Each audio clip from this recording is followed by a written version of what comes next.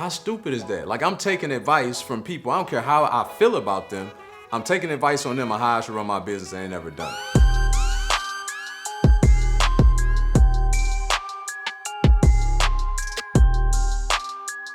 Listen, the most expensive thing that you're paying for is ignorance. And I don't mean that to be condescending. We've all paid that same price. But what I'm telling you is this. The things that you don't know are the most expensive things that you're paying for in the form of missed out opportunity costs. See, when I started investing in real estate back in 2006, and I thank God that I just started, right? Many people, they conceptualize, they internalize, and they do so much up here that they never do nothing down here. So I was one that just went out and took misguided or to no guided action. And you hear people say all the time, like, take imperfect action. That's exactly what I did. I went out and I started leveraging my refund checks in college, covering the down payment for people to buy the property from a friend of mine, and then when he flipped them the property, he'll give me a return on my investment. That's how I got started. So I quickly started buying rental property myself, 2006 and 7. And then, as we all know, the world fell apart, the market contracted in 2008. Many people ran for the hills. For me, I was fortunate that I wasn't jaded yet. I was so early into my career that I just looked at it as like that properties all of a sudden that I were paying $150,000 for a year prior were 30 grand, right? So I was very blessed and fortunate, and I took a lot of action back then, and I bought over 20 rental properties from 2008 to 10. I was 24, 25 at the time. The problem though is while I was out being opportunistic, I was still ignorant to a lot of things that were costing me, right? I was ignorant to how to go out and create strategic partnerships and leverage other people's money.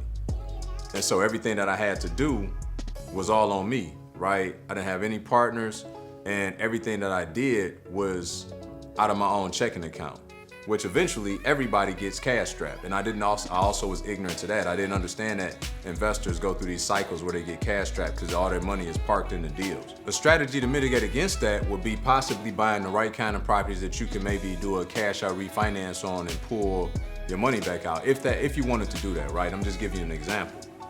Well, back then, banks had stopped lending money and all of that, so that wouldn't have been a formidable strategy anyway at that point in time. But I'm just thinking forward, because the idea of buying cash flow well below market value is that at some day, you would expect to exit and create and build more wealth. That's what all the wealthy has been doing for forever, right? Every 10 years or so, we have a market cycle, and they're able to take advantage of that by buying low, ride the market up, generate cash flow, build wealth over time through equity, and then sell it at the top, start the process all over during the next market cycle, okay? So just a few examples of how ignorance was costing me. So I got to a point where, I got pretty good at buying these properties, doing what I thought was enough in renovations to make them habitable enough for people to move into them. And I was making a pretty good go at it, right? Seemingly, comparatively speaking to my peer group, I was killing it, okay? Now being on the other side and with a lot of real estate education and being around, others, and just having 17 years of experience myself, right? I look back and I laugh at that part of my career, although I was really doing good, seemingly. And, it's interesting that because of this ignorance, because I didn't understand, how the market really worked, because I didn't understand why things were so cheap, because I didn't understand how to go out and convey and articulate my business model to somebody that could have potentially become an investor, because I didn't know all these things, right? It put me in a situation where these properties started needing a lot of work, and I'm talking HVACs and roofs, and didn't understand the dynamic of houses on the corner that had more of a tendency to flood. Didn't understand if there were, big trees in the backyard and the roots and what type of issue those caused in the sewing lines, and just a litany of things throughout this small portfolio that I built up that almost seemed like they all started to happen at the same time. Well, there was another thing I was ignorant to, and that was this thing called cash reserves, right? A lot of these things seem simple, and we live in the information age, so maybe you've been privy to them a lot more than I was at that day and time, but I just didn't know. And without coaching, you won't know. Without mentorship, you won't know. And without having somebody to glean from, you won't know.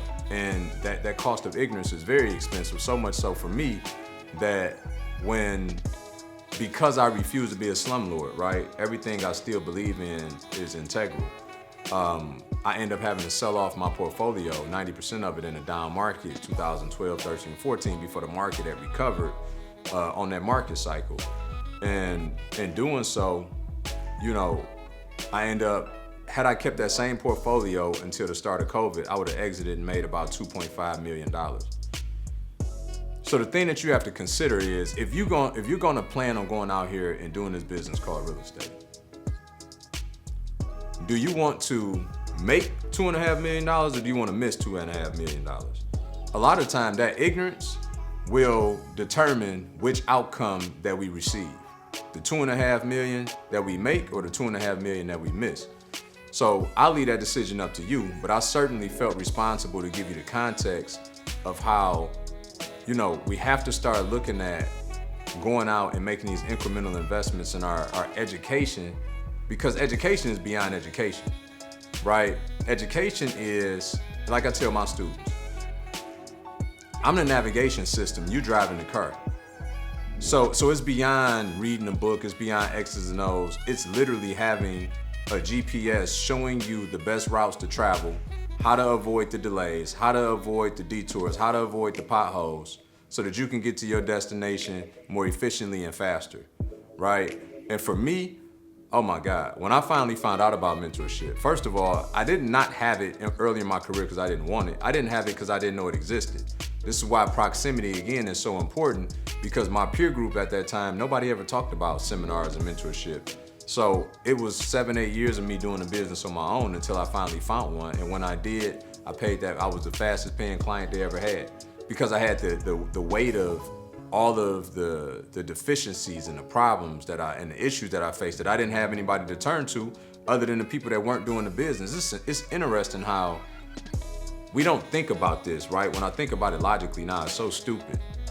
But it never occurs to us when we're doing something and the advice that we're going to get are from people that aren't doing that, that should be a huge red flag. But because they're people that we know, trust, and love, we just assume that their advice is good counsel because we know, trust, and love, but they're not an expert in what we're doing. So how asinine is that? It's really backward thinking. Until we're on the other side, do we realize, looking back, like, how stupid is that? Like, I'm taking advice from people, I don't care how I feel about them, I'm taking advice on them on how I should run my business, and I ain't never done it. I can't imagine what they were thinking giving the advice. Like, he really asking me that? Well, okay, you know, I mean, and so, and the fruit of that experience typically would look like we got advice from people that didn't know what they were talking about, that they read in the book or heard from third-person experience. So I encourage everybody, right? I hope that this video was helpful in that just getting you to think a little bit differently about things, getting to highlight the unknown that's costing us so much because we don't know it. So we're smart enough to know what we know, we're smart enough to know what we don't know. But the thing that we don't know is what's killing us. And that's the part where we have to go and get enlightenment. That's the part where we got to go get coaching and mentorship. That's the part when we need to get a network of individuals who may be our peers or even our counterparts that are much further than us, that we can glean from and you know, really get to where we want to go in life much sooner, much faster, and much more efficient. If this video was helpful for you, please share it with somebody, like, subscribe, hit that notification bell so you'll be notified anytime I bring this kind of content to you. And also, leave me your thoughts. Leave me a comment. I'd love to connect with more of you. I'll see you guys in the next video.